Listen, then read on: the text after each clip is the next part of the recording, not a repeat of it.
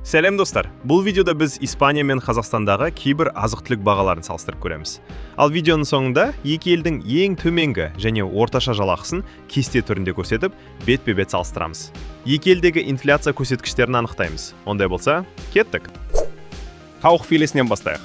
Испанияда оның бағасы 3262 теңгеден 3715 теңгеге дейін барады. Ал Қазақстанда 2400 бен 3000 теңге аралығында. Бүтін тауық еті Испанияда 1955 теңге тұрса, Қазақстанда шамамен 1200 бен 2000 теңге төңірегінде. Тауық сирақтарының бағасы Испанияда 1843 бен 1955 теңге аралығында.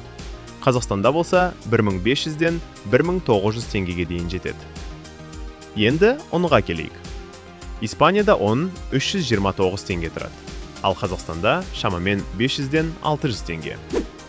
Сиыр етінің татылған еті Испанияда шамамен 6033 теңге, ал Қазақстанда бұл баға 3000-нан 5500 теңгеге дейін құбылады.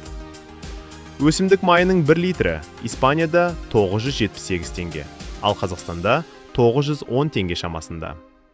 Картоптың 1 килограммы Испанияда шамамен 625 теңге, ал Қазақстанда бағалар 240 теңгеден басталады. Қиярдың бағасы Испанияда шамамен 950 теңге, ал Қазақстанда 650 теңге. Апельсин Испанияда 558 теңге, Қазақстанда болса шамамен 795 теңге тұрады. Қызыл алма Испанияда шамамен 1340 теңге, Қазақстанда 1000 теңгеден басталады.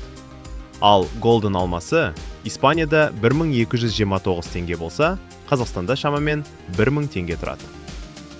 1 килограмм қант Испанияда 502 теңге тұрады, ал Қазақстанда бағасы шамамен 400-ден 500 теңгеге дейін барады. Сүт өнімдеріне келсек, Испанияда 200 грамм сары май шамамен 1173 теңге, ал Қазақстанда бағалар 1200 теңге аралығында. 500 грамм айран Испанияда 614 теңге тұрса, Қазақстанда шамамен 400 бен 500 теңге аралығында. 1 литр сүт Испанияда 536 теңге тұрады, ал Қазақстанда шамамен бағасы 500 теңге тұрады. Ал енді ең қызықты бөліме көшейік. Тек дүкендегі бағаларға қарап шешім шығару қиын. Азық-түлік сапалары да әртүрлі. Одан кейін қарапайым испандық үшін көтерме бағамен азық-түлікті үйіп төгіп алу деген түсінік жоқ. Олар ертеңгі күніне сенімді болғандықтан, ары кетсе бір аптаға азық-түлік алады. Ал Қазақстанда ше? Бізде бағалар тоқтаусыз өсетін болғандықтан, халық көбірек тауар алып, қор жасауға тырысады. Енді қазір экранда екі елдің минималды және орташа жалақысын көрейік. Қарап, өздеріңіз бағалаңыздар.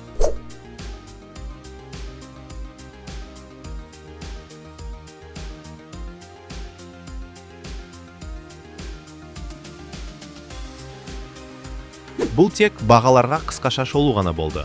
Ал екі елдің экономикасына, салықтарына және өмір сүру деңгейіне жасалған тереңірек анализді біз келесі видеоларда көрсететін боламыз. Сондықтан каналымызға жазылып, лайк басуды ұмытпаңыздар. Және жаңа шығарылымдарды жіберіп алмаңыздар. Келесі кездескенше.